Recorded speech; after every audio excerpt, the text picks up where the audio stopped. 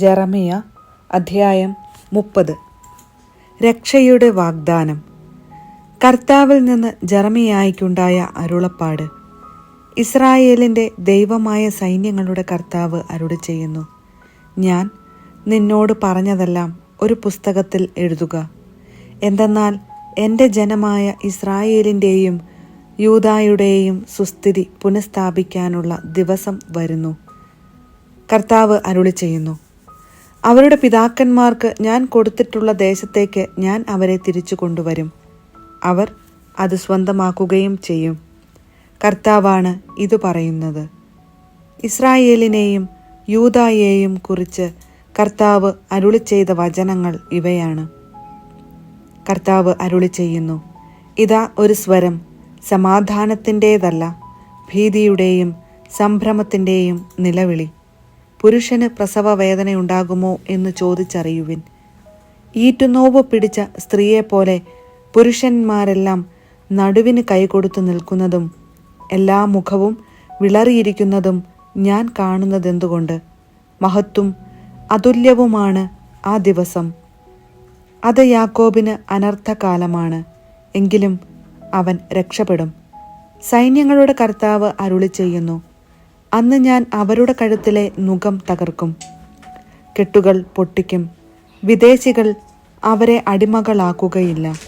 അവർ തങ്ങളുടെ ദൈവമായ കർത്താവിനെയും അവർക്ക് വേണ്ടി ഞാൻ അയക്കുന്ന ദാവീദു രാജാവിനെയും സേവിക്കും. കർത്താവ് അരുളിച്ചെയ്യുന്നു: ആകയാൽ എൻ്റെ ദാസനായ യാക്കോബേ, നീ ഭയപ്പെടേണ്ട. ഇസ്രായേലെ, വിസ്മയിക്കേണ്ട. നിന്നെ വിദൂരദേശങ്ങളിൽ നിന്നും നിന്റെ മക്കളെ പ്രവാസത്തിൽ നിന്നും ഞാൻ രക്ഷിക്കും. യാക്കോബ് മടങ്ങി വന്ന് ശാന്തി നുകരും. ആരും അവനെ ഭയപ്പെടുത്തുകയില്ല. നിന്നെ രക്ഷിക്കാൻ നിന്നോട് കൂടെ ഞാനുണ്ട്.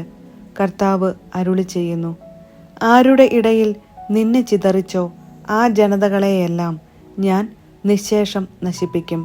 നിന്നെ പൂർണ്ണമായി നശിപ്പിക്കുകയില്ല. നീതിപൂർവം ഞാൻ നിന്നെ ശാസിക്കും, ശിക്ഷിക്കാതെ വിടുകയില്ല. കർത്താവ് അരുളിച്ചെയ്യുന്നു: സുഖപ്പെടുത്താനാവാത്ത വിധം നിനക്ക് ക്ഷതമേറ്റിരിക്കുന്നു.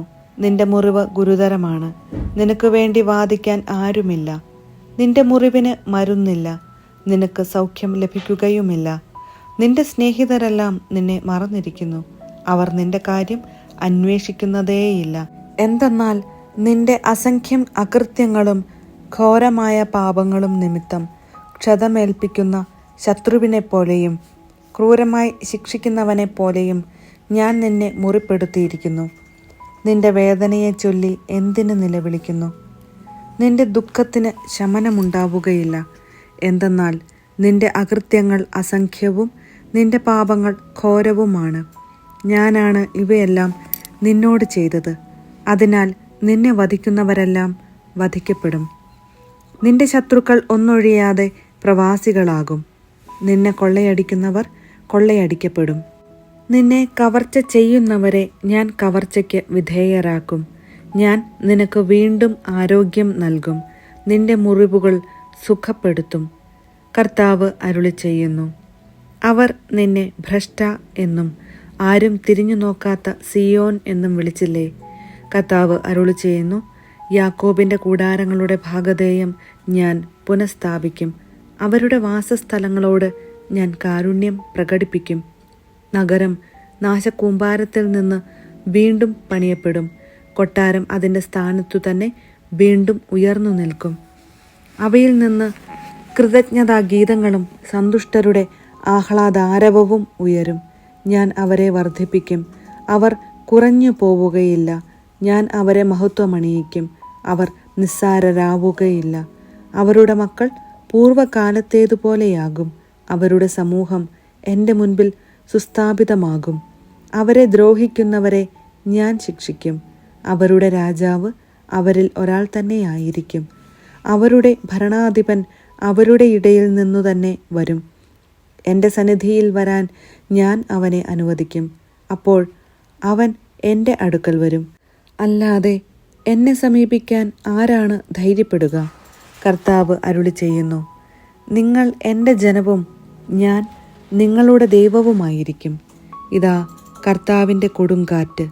ക്രോധം ഉഗ്രമായ ചുഴലിക്കാറ്റായി ദുഷ്ടന്റെ തലയിൽ ആഞ്ഞടിക്കും.